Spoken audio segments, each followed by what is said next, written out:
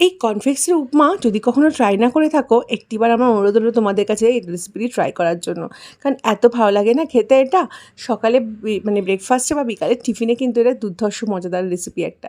বাড়িতে কর্নফ্লেক্স থাকলে শুধু দুধ দিয়ে না খেয়ে এটা কিন্তু দিয়ে বানিয়ে নিতে পারো মজাদার উপমা। এই জন্য নিয়ে নিয়েছি একটু আলু।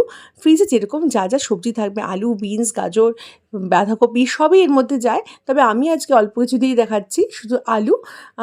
আমার কাছে একটা ছোট্ট গাজর ছিল, সেটাও দিয়ে দিচ্ছি। ছোটো ছোটো করে পিস করে আলুর মধ্যে স্কোয়ার করে কেটে নিয়েছি। আর নিচ্ছি একটু পেঁয়াজ।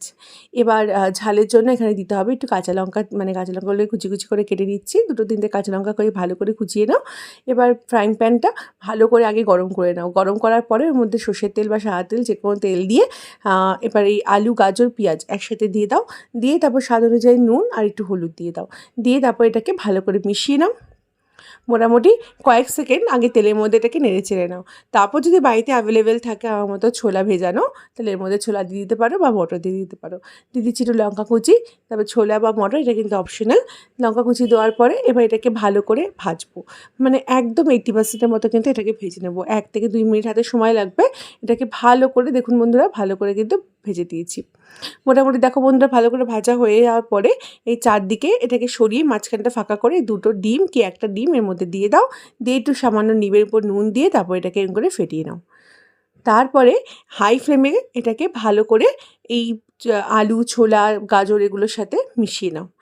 ডিমটাকে এইভাবে কিন্তু মাঝখানে সবগুলো চারদিক করে তারপর মাঝখানে ফাটিয়ে তারপরে একটুখানি স্ক্র্যাম্বল করে তারপরে মিশিয়েও, নাহলে কিন্তু সব কিছু ওই আলু ফালুর গায়ে ডিমটা লেগে যায়, বোঝা যায় না। এবার এটাকে হাই ফ্লেমে ভালো করে ওই কয়েক সেকেন্ডের জন্য হাই ফ্লেমে ভাজলে ডিমটা হয়ে যাবে। তারপরে এই কর্নফ্লেক্সগুলো এর মধ্যে দিয়ে দাও। মনে রেখো কর্নফ্লেক্সগুলো কিন্তু শুধুই দিয়েছি, কোনো রকমের ভেজানো কর্নফ্লেক্স না, কিন্তু একদম ক্রিস্পি মচমচে কর্নফ্লেক্স এর মধ্যে দিয়ে দাও। দেওয়ার পরে এটাকে আরও 3-4 মিনিট ভাজো। আর হ্যাঁ, স্বাদের জন্য ব্যালেন্সের জন্য সামান্য হাফ টিস্পুনের মতো একটু চিনি দিয়ে দাও। দিয়ে এবার এটাকে ভালো করে 1 থেকে 2 মিনিট হাই টু মিডিয়াম ফ্লেমে ভালো করে ভেজে নিতে হবে। ব্যাস রেডি। এরকম একটা রেসিপি কিন্তু বিকালের টিফিনে বা সকালে ব্রেকফাস্টেও তোমরা ট্রাই করতে পারো। কর্নফ্লেক্স দিয়ে শুধু একঘেয়ে দুধ কর্নফ্লেক্স না খেয়ে এরকম একটা রেসিপি কিন্তু তোমরা বাড়িতে ট্রাই করতে পারো। আর বাচ্চা থেকে বড় সবাই কিন্তু রেসিপিটি চেটেপুটে খাবে। রেসিপিটি কিন্তু ভীষণ টেস্টি হয়। চাউমিনের মতো হলেও কিন্তু চাউমিনের মতো মোটেও লাগে না খেতে।